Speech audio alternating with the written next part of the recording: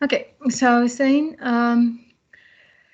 individualism is one of the basics both of rationalism and of this novel. That is, we can see it clearly in the novel, in Robinson's in his behavior, in his survival, in his insistence on survival, in the way he helped himself at each time without the help of anybody else, because individualism is also about self-dependence and about survival without the help of anybody. Okay, so the themes of survival that you have mentioned earlier is also related to the theme of individualism. Okay. Now we can start speaking about there are many other themes that I haven't mentioned. I will be thinking about them when we are reading the text, but let's move to the analysis and let's speak about the text. I think you already see the text, do you? Hello, do you see the text? Yes. Okay, Yes, we did. Yes, miss. all right, thank you. Because my screen Yes, is we did. different from your screen, and this is why I didn't know whether There, you I saw can the text. see it. Okay, good. Now, remember the first, let me share my screen instead of sharing the documents because I will be switching from one document to another. Please deactivate your cameras.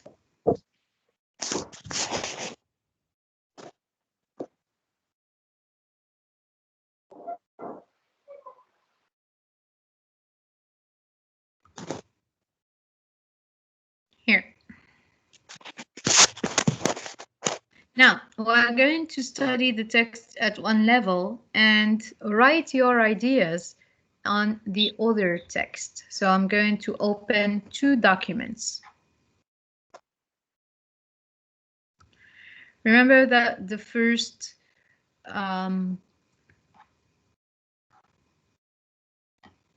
this will have to be here and this one will be here. Remember that the first step in the literary analysis is the identification of the passage.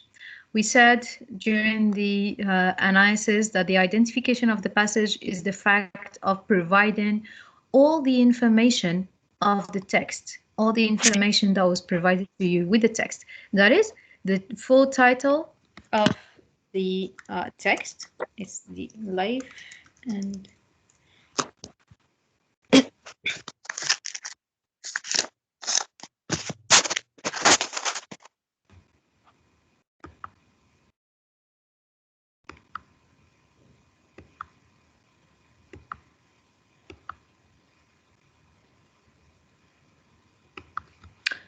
here.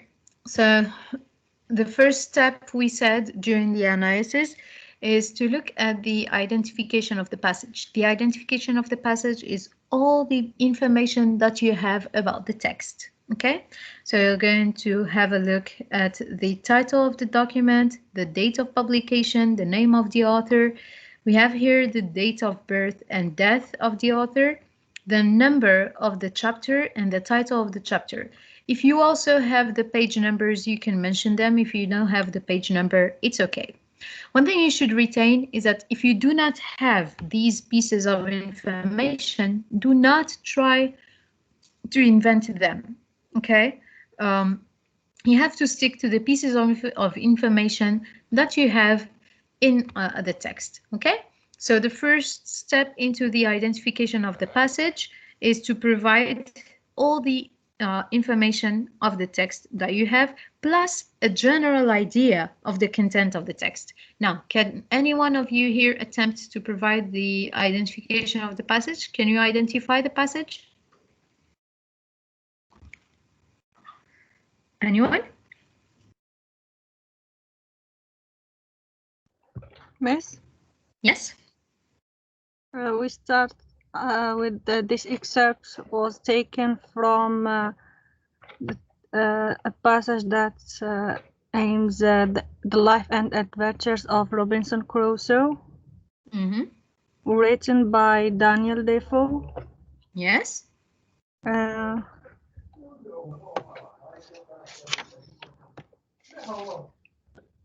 Yes, Fatima, thank you. That was good. Let's see, Shayma. Shayma has something to say. Yes, Shayma?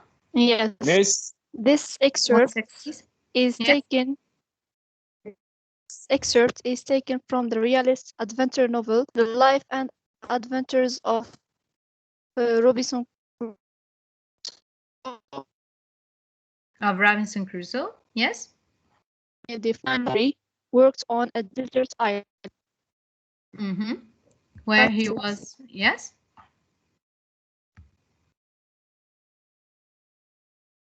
Yes, Azdin, you had something to say? Yes. Mm-hmm. The excerpt is taken from Daniel Defoe and Robinson Crusoe. It was written in 1917. This story is about the story of a young, adventurous young man whose parents wanted him to stay in New York, but he had another ambition: is to feel free to become a great sea traveler around the world. Yes. So he traveled to Brazil, where he made his own fortune. In his way back to Brazil, he shipwrecked, and some critics said it's an allegorical story since it contained a layered meaning. Very good. Yes. Even though you have provided, let's say, too many details for an introduction, but it was good. Okay. Now, let's build this introduction together. Remember that the identification of the passage is the introduction to your essay. So whether you are asked to identify or not, you have to do it. Okay, it's the introduction of your essay. So even if we don't ask you to identify the passage, you know you still have to do it. Okay, so this excerpt is taken from the. Now you have to provide the literary genre. Can you provide the literary genre? Novel. Novel? Yes, it's a Yes, but colonial what kind movement. of novel? What is the literary movement? Yes? Machine. It's a colonial, It's a colonial. Machine. realistic novel Realist novel? Yes? It's a, it written belongs in to colonial movement. Mhm. colonial genre era. Okay, I don't really agree with the colonial movement because there was no such thing as colonial movement in Britain in the 18th century. Okay? The word colonial, Yes, The realist novel adventure. yes. yes, it's a realist novel. Yes, Asdin? Some critics said it is an allegorical story, since it contains some layered meaning with many details, such as when he said capitalism, when he uh, put some labor hand when working his own field, and when he was uh, Mm-hmm. Yes? Adventure. yes, yes. Please let's listen to Asdin as he's finishing his idea. So it is an allegorical story with a layered meaning. An allegorical story.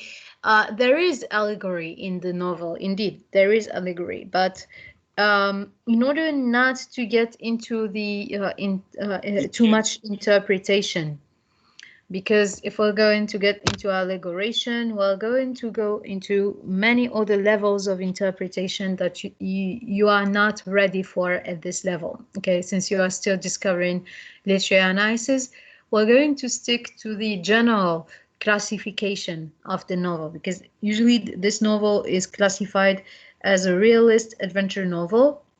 Yes, it does include some allegory, but the allegory becomes a form of a technique here. Okay, at this in this novel, allegory is a technique that was used by the author in order to transmit or to show a particular message. Okay, but as in general, we're Yes, going to speak about. Yes,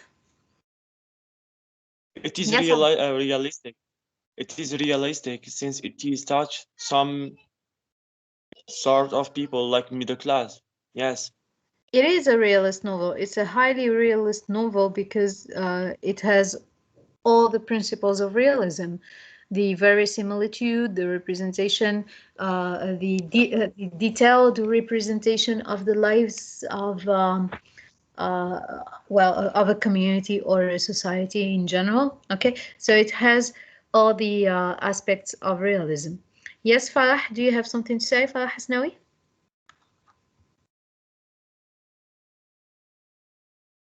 Nothing? I say adventure. Yes, it's an I say adventure adventure. novel. Yes. Hamidi Rehani also has something to say. Rehan? No, I just want to say that it is a realistic novel. Realist. Okay. Yes, indeed. So let's put the literary genre before the title for the structure of the sentence. Okay. So this excerpt is taken from the realist adventure novel entitled The Life and Adventures of Robinson Crusoe,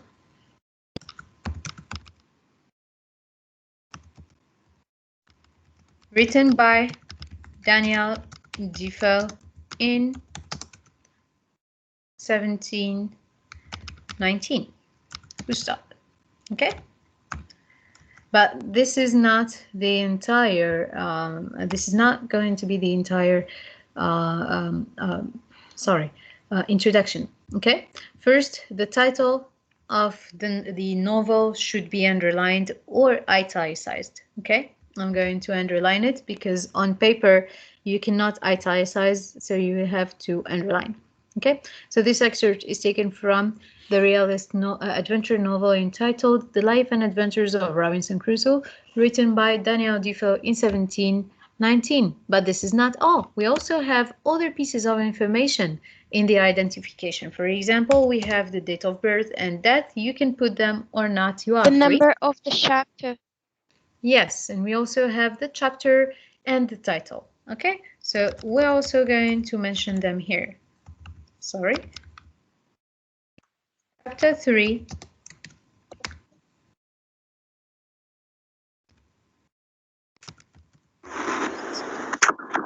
A desert island.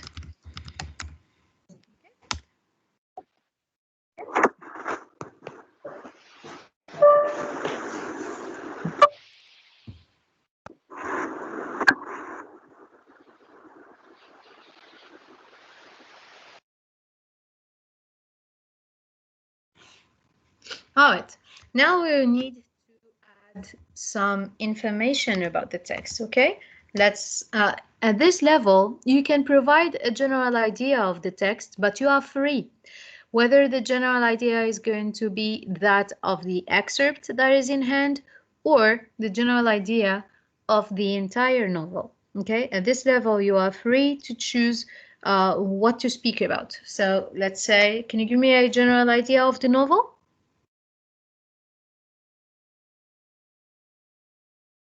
Hello. Yes, miss. Yes. I think the general idea of this novel is about a young adventurer from middle class who wanted to travel in order to discover the world, to become rich. Mm-hmm. Okay, thank you. His parents. Miss Yes, Hasdi. is about the story of a young adventurous man.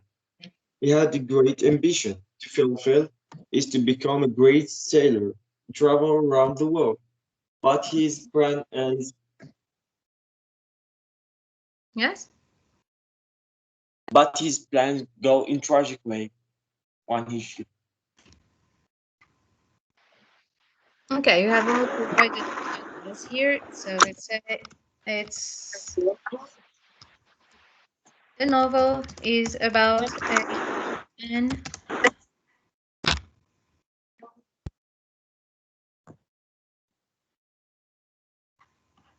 Yes.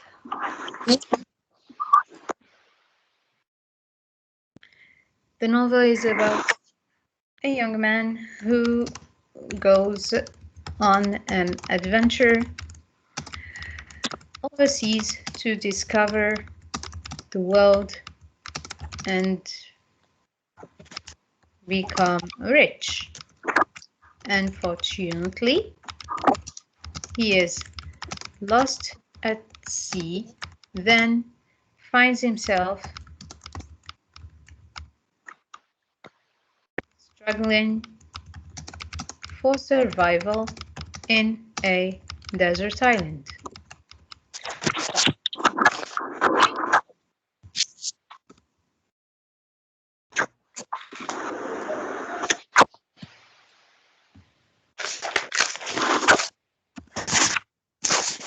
Please deactivate your microphones. I cannot go back to them and deactivate them all the time. Okay, please deactivate your microphones if you are not speaking.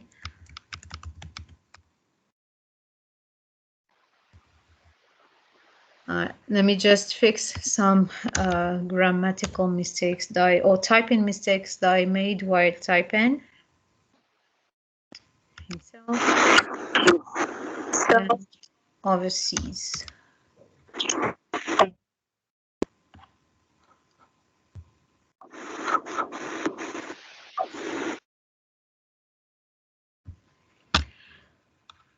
All right, so this is as far as the introduction is concerned of the essay. Once your introduction is done, start a new paragraph, okay? For the second step of the analysis, we're going to speak about the general ideas of the text. Now I'm going to open the text in order to have a look at the text in hand and explain the ideas one by one. Okay, we're going to have a lot of ideas.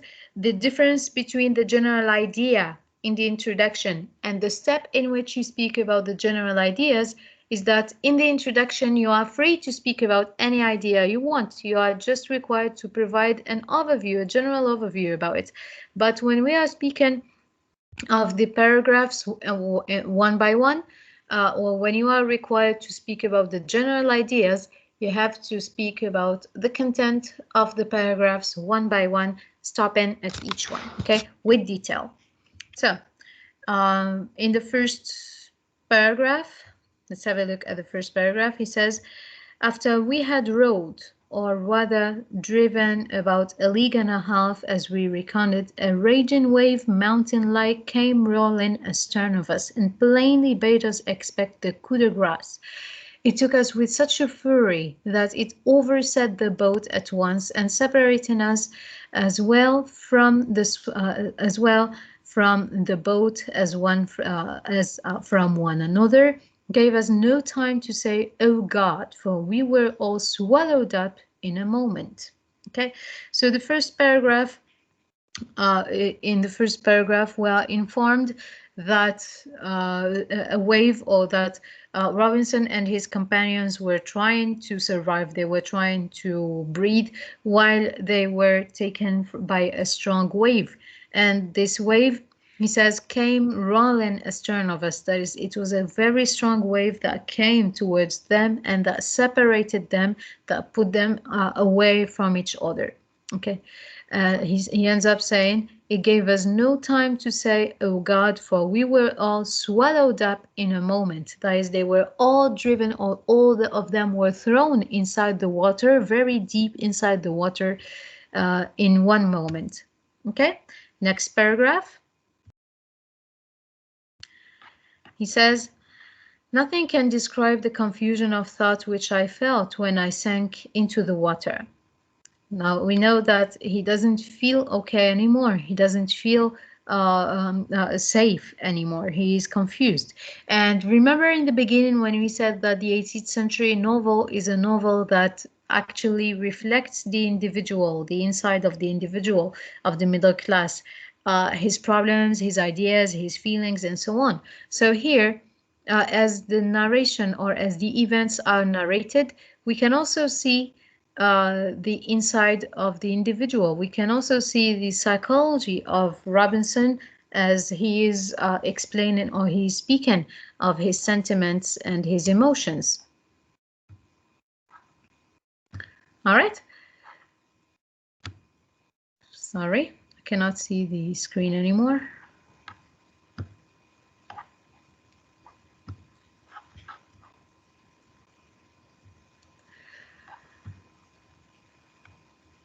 So he says, nothing can describe the confusion of thought which I felt when I sank into the water, for though I swam very well, yet I could not deliver myself from the waves as to draw breath, till that wave having driven me, or rather carried me a vast way on towards the shore, and having spent itself, went back, and left me upon the land almost dry, but half dead, with the water I took in.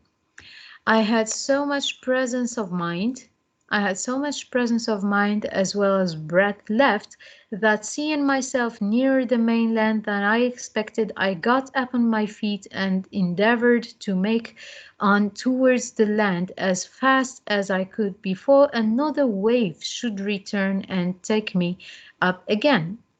But I soon found it was impossible to avoid it, for I saw the sea come after me as high as a great hill, and as furious as an enemy, which I had no means or strength to contend with. My business was to hold my breath. My business, that is my work. Okay? My work or my mission. Now, my business was to hold my breath and raise myself up in the water if I could. And so by swimming to preserve my breathing and pilot myself towards the shore if possible, my greatest concern now being that the sea, as it would carry me a great way towards the shore, when it came on, might not carry me back again with it when it gave back towards the sea. Now he tells a lot of details. This is one of the characteristics of the realist novel. There are so many details. The authors are just in love with the details. Now, I want you to share your ideas. Tell me what you think about these two paragraphs. I want you to tell me what to write, okay? We have read the two paragraphs. So in general, we know that he's speaking about how he was just struggling with the waves. He was trying to keep his breath. He was trying to run from the angry waves and to reach the mainland. So what shall I write here? This is the second step. We're going to speak about the general ideas. Can you tell me what to write? Miss, we have to describe the situation. Explain the ideas. You know, we have just read two paragraphs. You have to act like someone who doesn't, someone who hasn't read the two paragraphs is asking you, what are they about? Okay. All right, so what are the ideas that you found in these two paragraphs? Miss? Yes, one by one, please. Asdin? Yes. Yes. Is about the rustling, the huge and the mighty tides that torn them apart. Okay, so the first and second paragraphs speak about the wrestling, he said? The huge and mighty tides that torn them apart. All right. About, let's name our subjects, because a sentence without a subject is not interesting. So the first and second paragraph speak about Robinson and so there is a characterization of the sea. Yes. Sorry? Also, there is a characterization of the sea. Yes, we will speak about that later in the step in which we will be analyzing the characters. So the first and second paragraphs speak about Robinson and his companions that are wrestling.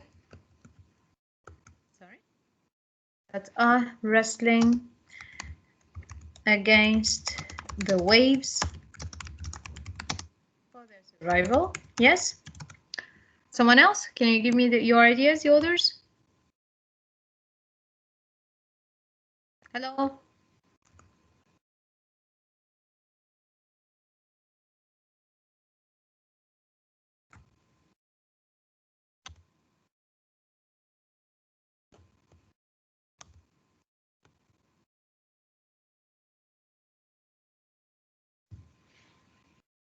Nobody wants to speak?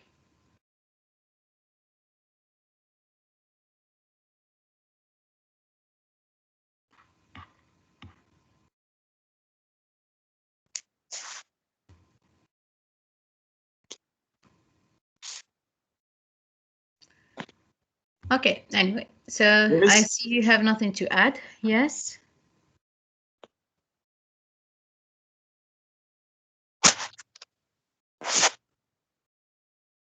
Okay, since you have nothing to add, let's move on to the next paragraphs. Yes? It narrates with details the huge hardships he encountered when he is traveling to survive. Okay, well, which is more or less the same idea here. Let's speak more about the details that are explained in the second paragraph. Have a look at the second paragraph. It's full of details. He says nothing can describe the confusion of thought. So the first thing we know is that Robinson is confused, okay? So there is a confusion of thought, which I felt when I sank in the water, though I swam very well, I could not deliver myself. So we also know that he feels not only confused, he feels that this is the end of his life. He says, I know how to swim, but I couldn't deliver myself. I couldn't help myself survive. Okay? And then he says, and then he speaks about how the wave was sending him back and forth and making and in a way he couldn't even control his body. And then he says, He was so scared and hopeless. yes. So it also reflects about for survival. It reflects. Sorry, it reflects his. You said. Can you repeat? Hello? Okay, it reflects his fear and confusion as he thought that I said that was. he was so scared and hopeless in that situation. Thank you. Now, let's move on.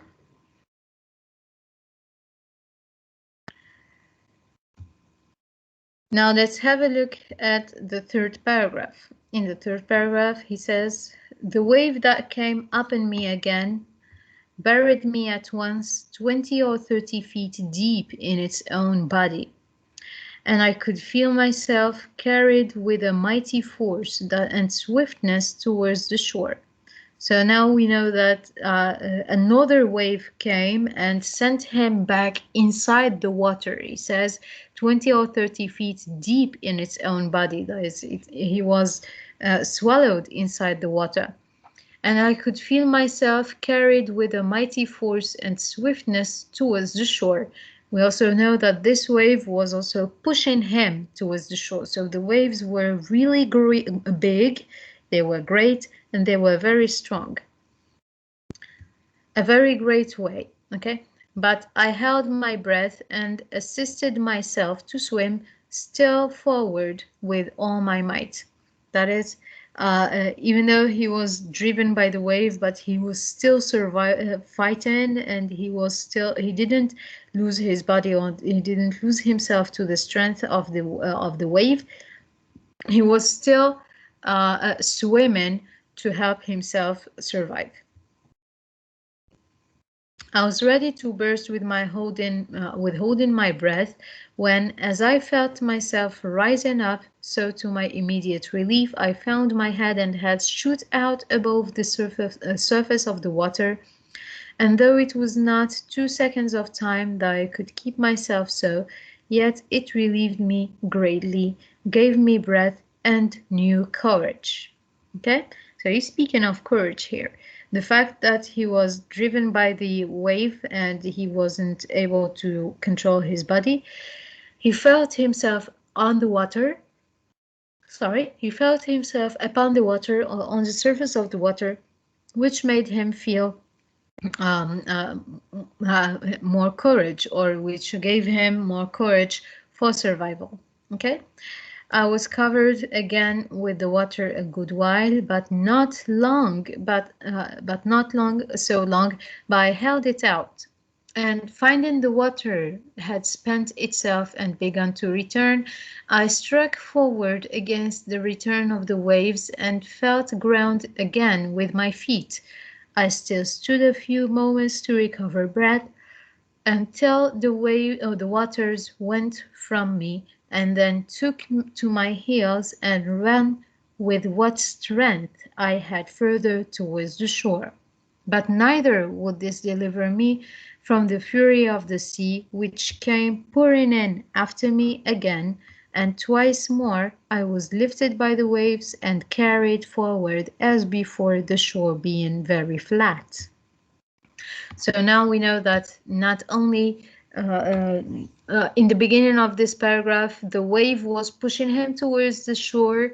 He started to feel better. He was helping himself by swimming. He even found his limbs up in the or on the surface of the water. So he was feeling better. He was feeling more courage for survival. That is, he had more courage for his survival. But before he could save himself, he was again followed by the water, and he was again taken by the water, and he lost control over himself again. Okay, so let's put this here. Can you help me write this down? Anyone? What did you understand from this paragraph?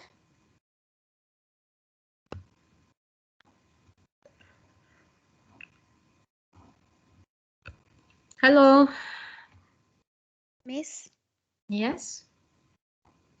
the waves were furious, so that each time Crusoe thought he reached the shore, the waves brought him or sent him back and take him deeper the water, and this this did not lower the sense of bravery. Mm-hmm. That's all. Thank you very much. Now that was No, great. that's- I want you to say it again. Can you say it again? Because in order Yes. to type it. 1 second, Yes. Nancy. We will get back to you. Let's hear Marika, who is going to give me her idea again, and then we'll get back to you. Marika, can you say that again? The waves were furious, so that each time Crusoe thought he reached the shore, those waves brought him back and took him deeper the water, but this did not lower his sense of bravery. Okay. Each time Crusoe thought he reached the shore, the waves took him back. Mm-hmm. And sent him back and took him deeper on the water. Okay. The waves sent him back and Took him deeper in the water. Okay, thank you. Now, Azadin. Hello. I want to say the power of nature that spout the fear upon him. However, he didn't stand back, but encourage him or urge him to survive. Okay, say that again, please. The power of nature, he said. The Hello. power of nature, yes, the power of nature that spout the fear upon him. However, he didn't stand back, but it encouraged him or urged him to survive.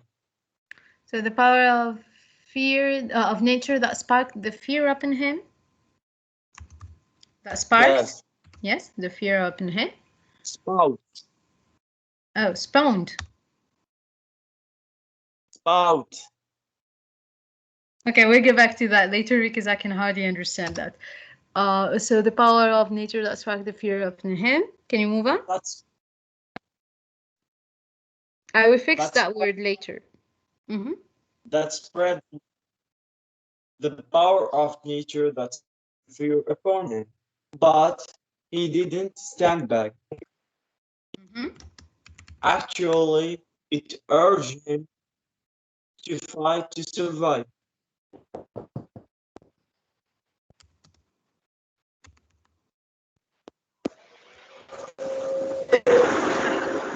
Made little modification instead of saying actually I made in fact. And we cannot, in an essay, I want you to look at this. He said he didn't.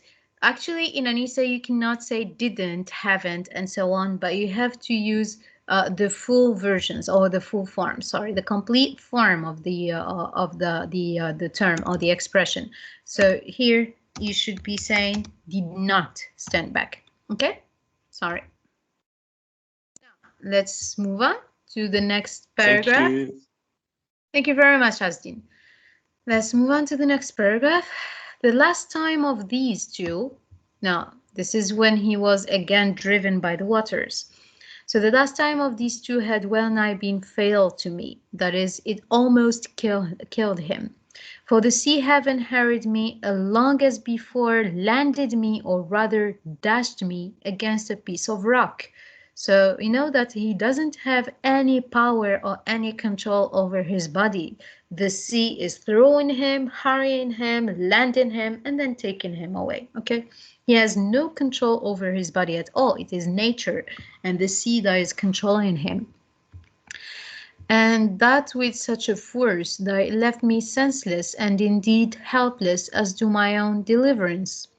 For the blow taken my side and breast beat the breath as it were quite out of my body, and had it returned again immediately, I must have been strangled with the water, but I recovered a little before the return of the waves, and seeing I should be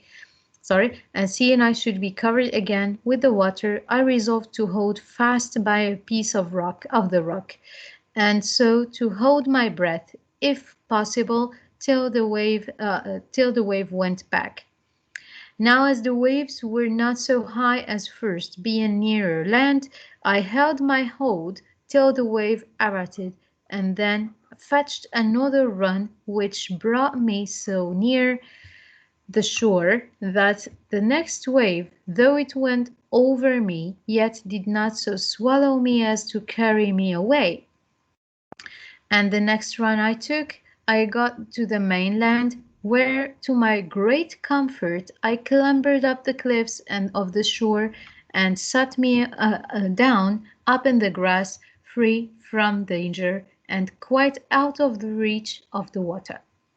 Now, in this paragraph, in the beginning of this paragraph, we are still told that he was unable to control his body, that the waves were actually controlling him, and so on. But there is a twist in the middle of the paragraph. Okay, where is the twist?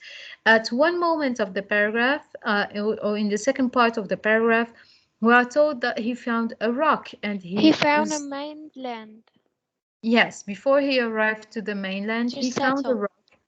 And he stuck to the rock. He stayed in the rock until the waves abated. Okay, that is, he found a rock and he stayed on the rock. And he said he had to hold fast. See, I resolved to hold fast by a piece of the rock.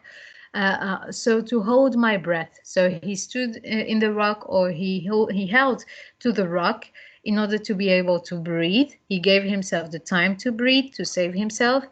And then he stayed there until he noticed that the waves abated. That is, the waves started to be calmer. Okay? And what did he do? He ran towards the shore.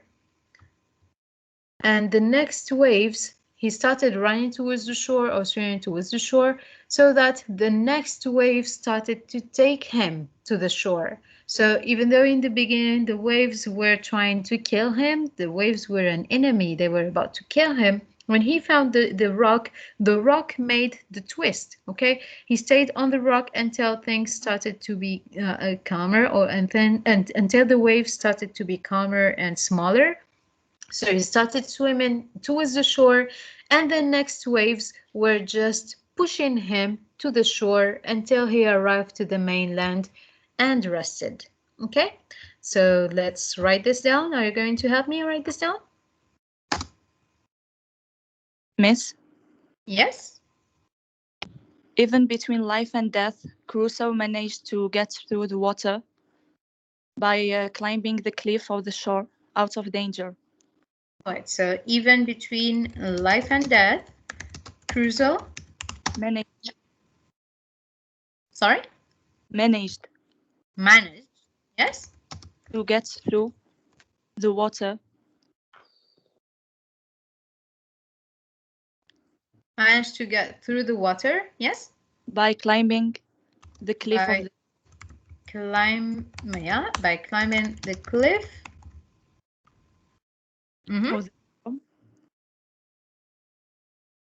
Yes? Of the shore. Rather, he rather climbed a rock before he arrived to the shore. Okay, by climbing the rock. Okay. Okay. And then? Out of danger. Yes. That's all. Okay, thank you. So let's fix this sentence. Even between life and death, Crusoe managed to get through water by climbing the rock, and helping himself towards the shore, helping himself after the waves abated, then swam towards the shore until he found himself out of danger. Yes, Azdi? Although the mightiest tide, Crusoe was able to stick to the rock that was the rope of survival that helped him to reach the shore. All right, thank you. That's also more or less the same idea. Marika, do you have anything to add? I see you are raising your hand. No, miss. Okay, thank you. So let's have a look at the next paragraph. So at this level, we are no longer in the water. He is now safe. He feels safe from the water, from the dangers of the water, the wave, and so on. Let's have a look at the second part of the text.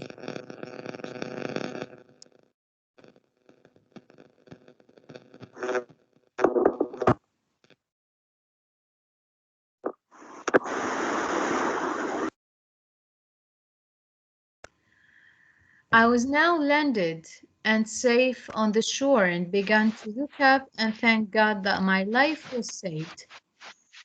In a case wherein there was some minutes before scarce, Yes, we can't hear you. I believe it is impossible to It's so express to the life, what ecstasies and transports of the soul are when it is so saved. As I may say, out of the very grave, I do not wonder now at the custom when the malefactor who has a halter about his neck is tied up and just going to be turned off and has to a reprieve brought to him. I say, I do not wonder that they bring a surgeon with it to let him blood that very moment they tell him of it, that the surprise may not drive the animal spirits from the heart and overwhelm him. For sudden joys like grief confound at first. Now, let me explain this part or let's say sentence by sentence. So he says, I was now landed and safe on shore and began to look up and thank God that my life was saved. All right, I think this one is clear. In case there was some minutes before scarce any room to hope. So in terms of figures of speech, we can think of this as an analogy because he is here exposing two different situations. So this is a figure of speech, this is an analogy, in which the speaker is exposing two different situations, while one of them is in the first one, he's speaking about his survival, his safety, and so on. He is also speaking about a second one, the previous situation in which there was, he says, any room for hope. There was scarcely any room for hope. That is, just a few minutes before he had no hope at all for survival, but suddenly he is now a safe man. Okay, so this here is an analogy. And then it goes on. I believe it is impossible to express to the life what the ecstasies and transports of the soul are when it is so saved, as I may say, out of the very grave. He is here speaking of his ecstasy and his happiness for survival. Okay, this is an idea that he is going to explain now in an example. Okay, so he says, I do not wonder now at the custom when a malefactor, that is someone who does a bad thing, who has the halter about his neck, someone who is who made a bad thing, a criminal who is about to die, about to be executed. Okay, when a malefactor who has the halter about his neck, someone who is about to be executed, is tied up and just going to be turned off, and has a reprieve brought to him. So he is comparing himself to a situation in which a criminal is about to be executed. He has a halter around his neck. He is about to die. And out of a sudden, this person has reprieve. That is, this person is forgiven and is not going to be killed anymore. Okay? So out of a sudden, this person is told they are not going to die. He says, I do not wonder that they bring a surgeon with it to let him blood that very moment. It should be let him bleed. To let him bleed that very moment, they tell him of it, because the surprise may not drive the animal spirits from the heart and overwhelm him.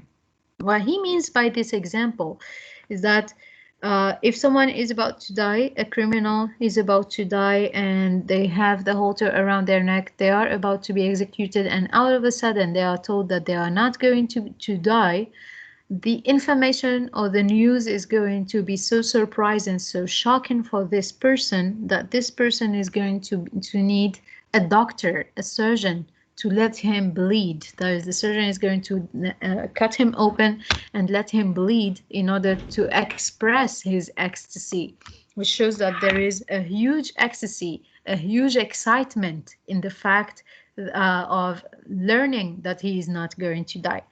I hope that you got the idea here. Did you get it? Let me activate your microphones. Can you activate your microphones?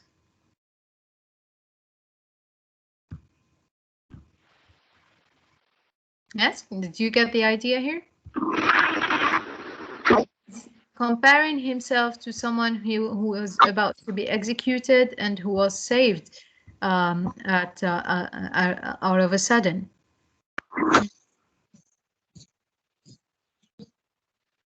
Hello?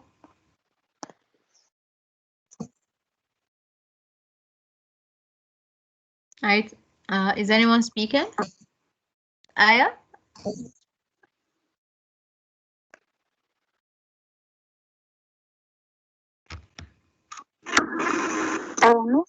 Yes, Marika? After Crusoe finally overcame the deadly waves and reached the shore, he was like if he was brought into life again. Yes. That's very good. So he's actually here, he's speaking of his excitement for learning that he was saved out of a sudden, okay? I don't know why I cannot activate the microphone of Azadin. I think he's not here anymore. Yes, he's not here anymore. Okay, so I was saying, he's speaking of his excitement. He's speaking of his excitement and his for his survival, and to the extent that he almost went mad, not realizing that he was that he had the chance to live again. Okay, so which paragraph is this? Let me check the paragraph. This is paragraph 1, 2, 3, 4, 4. 5. It's paragraph 5. Okay, so let's go back to our essay.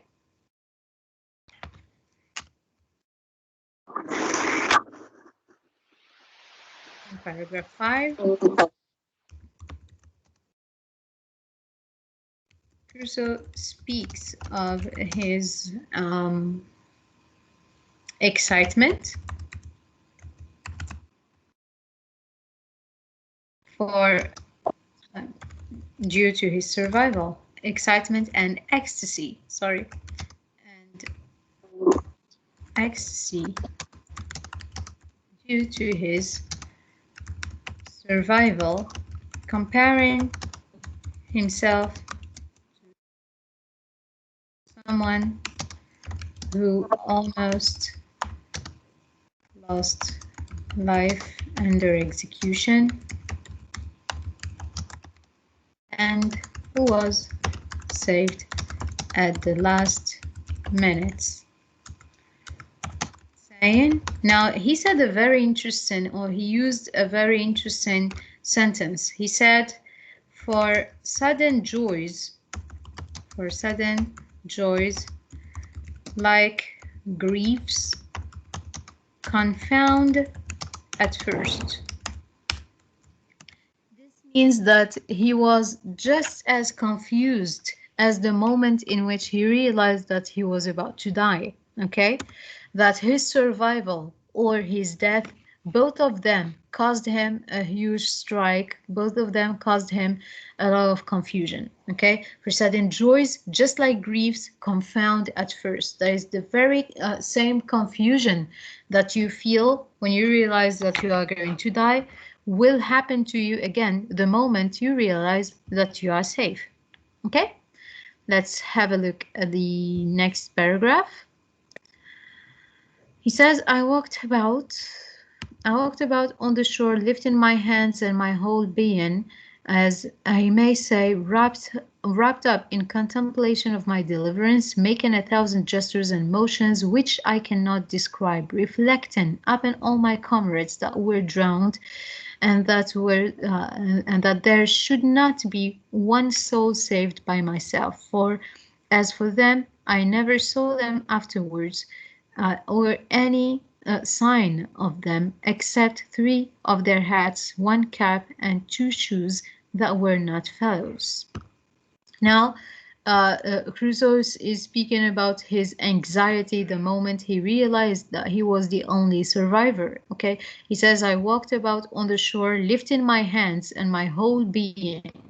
Okay, as I may be wrapped up in contemplation of my deliverance. So he was walking the shore. He was thinking about his deliverance, thinking about his survival, making 1,000 gestures and motions which I cannot describe.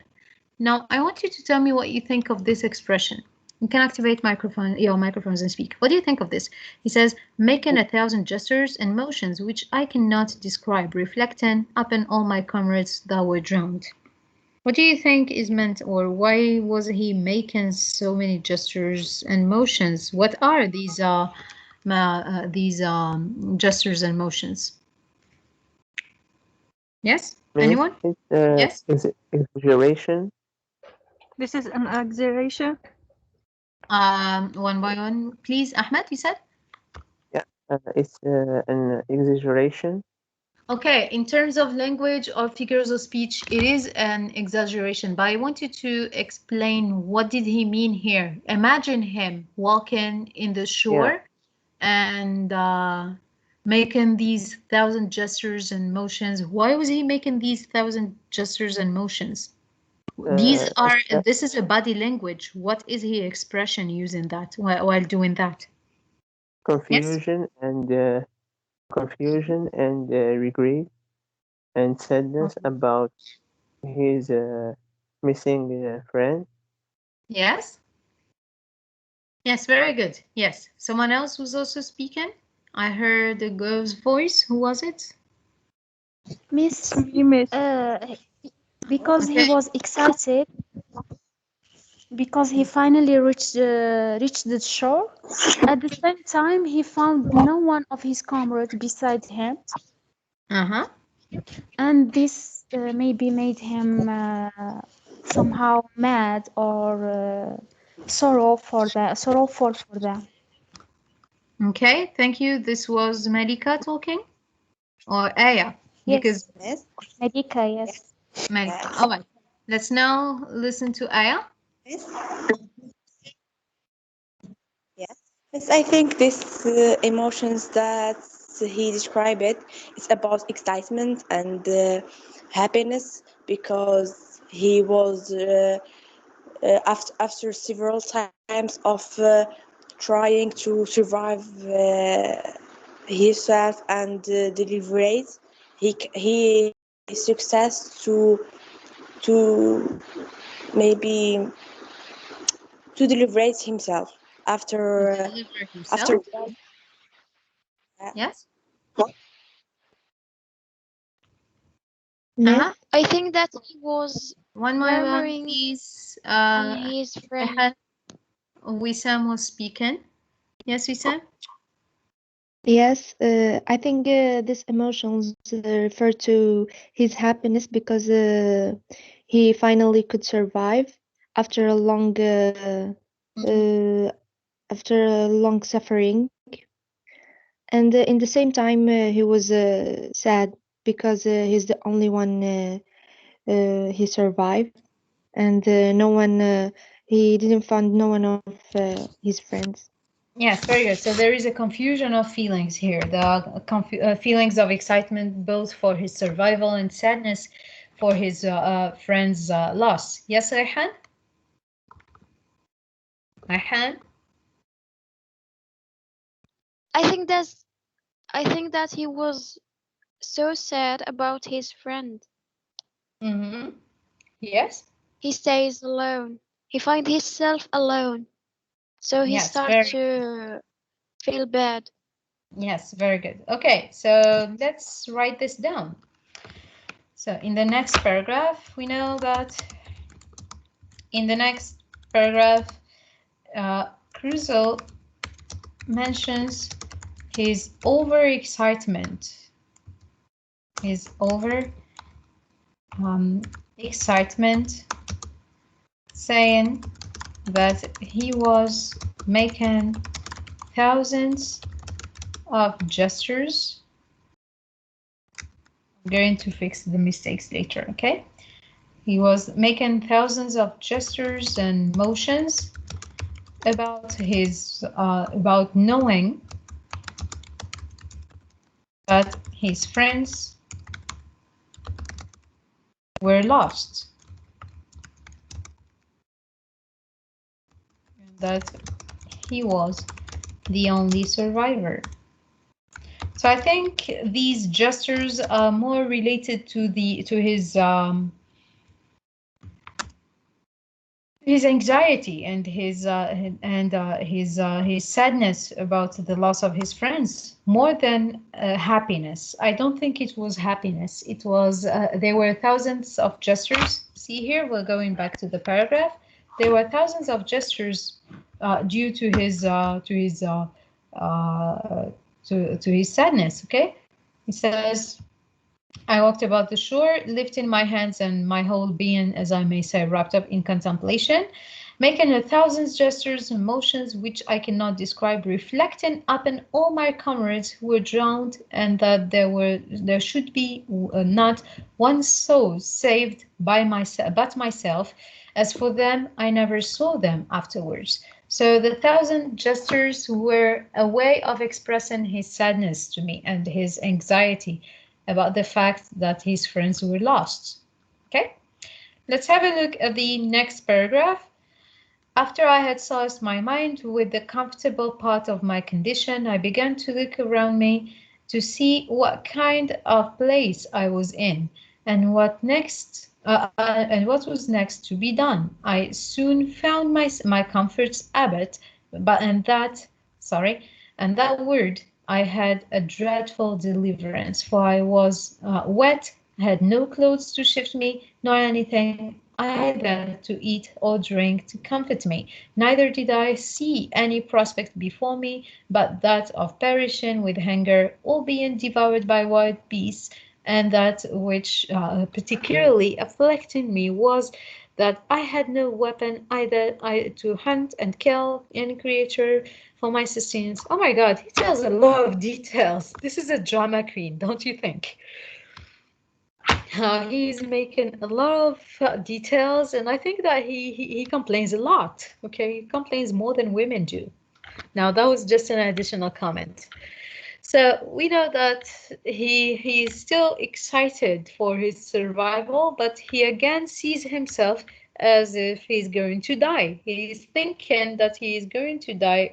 He will either perish because of hunger or he will be eaten by any animal in the island. He says, "I had no weapons." See, I had no weapons either to hunt or kill any creature for my sustenance, that is, for my survival, or defend myself against any other creature that might desire to kill me for theirs. In a word, I had nothing about me but a knife, a tobacco pipe, and a little tobacco in a box. This was all my provisions, and this threw me into such terrible agonies of mind that for a while I ran about like a madman. Night coming upon me, I began with a heavy heart to consider what would be my lot if there were any ravenous beasts in that country, as the night they always come abroad for their prey. Okay, so in this paragraph, we know that he is preparing himself for death. He is again giving up, one more time, he's given up to nature and he thinks that he is going to die. He is expecting the wrongest things and the most negative things for the night. Okay, let's have a look at the next paragraph. All the remedy that offered to my thoughts at that time was to get up into a thick bushy tree like a fir, but thorny, which grew near me, and where I resolved to sit all night and consider the next day what death I should die, for as yet I saw no prospect of life. I walked about a furlong from the shore to see if I could find any fresh water to drink, which I did to my great joy. And having drank and put a little tobacco into my mouth to prevent hunger, I went to the tree, and getting up into it, I endeavored to place myself so that if I should sleep, I might not fall. And having cut me a short stick like a truncheon for my defense, I took up my lodging, and having been excessively fatigued, I fell fast asleep and slept as comfortably as I believe few could have done in my condition, and found myself more refreshed with it than I think I ever was on such an occasion. Wow. Now, I'm telling you, if Daniel Defoe was my student, he would have a really bad grade for these paragraphs. Tell me why. Can you hear? Because, yeah, Sorry? because he mentioned many details and Well, mentioning many details, yes, but that's also part of the novel. That is what people do in novel writing. He says a lot of ends. You know, when you keep repeating end You all the repeat, time, you lose your reader. Yes? Please to repeat Miss, idea. sorry to interrupt you. May you Yes? repeat? Sorry? May you repeat the question? I said he uses a lot of the conjunction and. you know, and let's have a look at how many Yes. ends there are here. Here's one, and this is the second.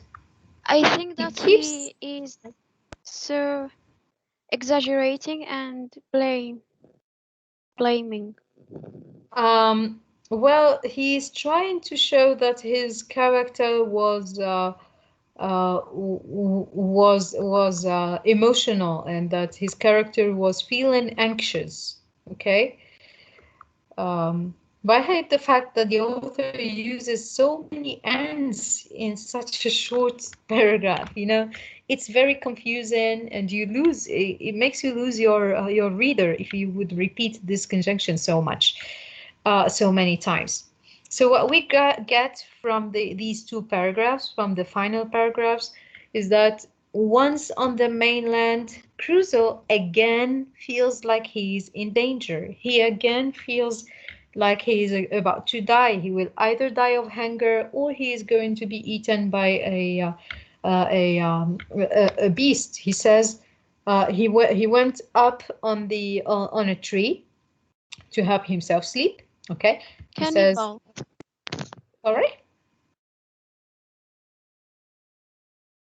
No, he says he went up into a thick bushy tree. So he went on a tree to keep himself away from dangers, but that was also thorny. So see, you can imagine here, he went up the tree, but it was also thorny. So it was a hard time for him to go up the tree. He had to take all these thorns in order to reach the tree, which grew near me, and where I resolved to sit all night. So he sat all the night on the tree. Here's one more end. So he sat all the night on the tree, and was thinking. Consider means he was thinking. So consider the next day what death I should die. So he was somehow given up to nature. He went up the tree, he sat on the tree, and he was waiting for his death to come. He was thinking about how he was going to die the next day. We see a very hopeless Crusoe here. At this level, he is hopeless. He is given up. He is just preparing himself for death. Okay, I should die. For as yet I saw no prospect of life. That is, he has seen no hope for life. He has seen nothing was inspiring him for life. I walked about a furlong from the shore to see if I could find any fresh water to drink, which I did to my great joy. Now things start to get better. So he found some water to drink, and having drunk, put a little tobacco into my mouth to prevent hunger. So he had taken some tobacco as food instead of food. I went to the tree, and getting up to it, endeavored to place myself so that I could sleep. If I would sleep, I would not fall. And having cut me a short stick like a truncheon for my defense, I took up my lodging. Do you know what is meant by lodging? This is lodging. Do you know what is meant by lodging?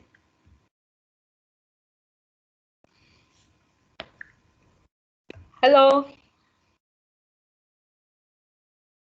Anyway, lodging is a place where he could stay and keep himself shelter. Okay, lodging can also be replaced by room, by shelter, by apartment. Okay, it's where people Or usually lodge. live. Sorry? No, I don't Or lodge. know. One by one, what did you say, Astin? More simply, Hello? we could say lodge. A lodge. Uh-huh. Or Well, shelter or yeah, haven. shelter, a place where you can stay. Or haven. A haven. No, a haven. Yeah, somehow, yeah. It's a place where you can stay, okay? Lodgings are usually a house, a hotel room, or an apartment, okay? So in this paragraph, we know that he started the paragraph stressed and given up, but at the end of the paragraph, he feels a little more hopeful because he found water and something to eat and a place where to stay, okay? In the two final paragraphs, Can you help me here?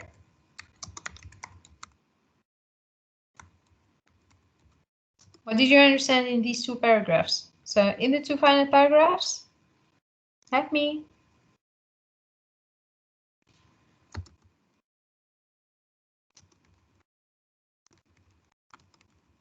He's starting to give up.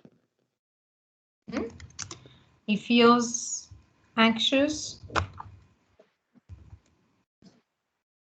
And confusion, yeah. And so depressed. Okay. He feels anxious about his situation and confusion, you said. He feels anxious about his situation as he thinks, yes, that he will die of hunger or eaten by beasts. Yes, he said observed what? He observed the thing get worse, so he started to giving up. Sorry, there's extra noise and I couldn't hear you. Please, the others, deactivate your microphone so I can hear him clearly. Can you repeat? You observed? He observed the thing get worse, so he started to giving up by becoming hopeless. Yes, good. He thought everything was wrong and started giving up, you said. Started giving up. And? Hello? Helpless. Yes, giving up. Helpless. Yes, but something happened at the end of the paragraph. He regained his hope for survival. How did he regain his hope for survival? At the After end of he found water. When he found water. Very good. Yes. Water. And considered tobacco as his Water to drink and took tobacco. Sorry, and took tobacco as food. Then found shelter. Sorry. On a tree. Yes. He started to feel more hopeful and had a good night's sleep. Right? Do you have anything to add? Do you want to add anything? Yes. Miss? Yes, I'm listening. Yeah. In the beginning, Robinson Crusoe, he didn't say to serve himself, but in the end, he did. He started to search about water and shelter to cover his body. Yes, so let's say in the beginning or when he arrived to the island, okay? So let's say there are two opposing situations. There are two opposing situations in these paragraphs. Yes, can you give me an idea, Ahmed? In the first one was? Robinson Crusoe didn't say to serve himself. Yeah, he did not try to save himself. So he was not ready to save himself. Yes? But in the end, he could serve himself to find feeding and shelter to cover his body. Okay, good. But later he sustained himself into finding let's say into finding provisions in order not to repeat water, food, and shelter, which we have said before. Okay? So we are going to stop here for today. We have analyzed the general ideas. Everything we have done today was just understanding the general ideas and speaking about them. So we have introduced the essay, or we have introduced the excerpt, the passage. We said we have identified the passage and provided a small introduction. And we have talked about the general ideas of the text in 3 main paragraphs that tell more or less the main events of the text. For next time, we're going to meet again to speak about the characterization, plot development, diction, register, figures of speech, point of view, atmosphere, and tone. Okay, they are not going to take us much time because most of the work was done today. As you were understanding the paragraphs, as we were talking about the content of the paragraphs and the ideas, you were also studying these, but in an indirect way. Okay, so we're going to organize another meeting in which we're going to finish the analysis. I will try to make this other meeting this week so that your ideas are still fresh. And we're going to speak about the other parts of the analysis. Okay, fine? Yeah, okay, fine. Yes, It's miss. clear. All right, very good. Thank you so So much, we're Miss. going to stop here for Yes. today, and we will meet again soon. Yes? Miss, Okay.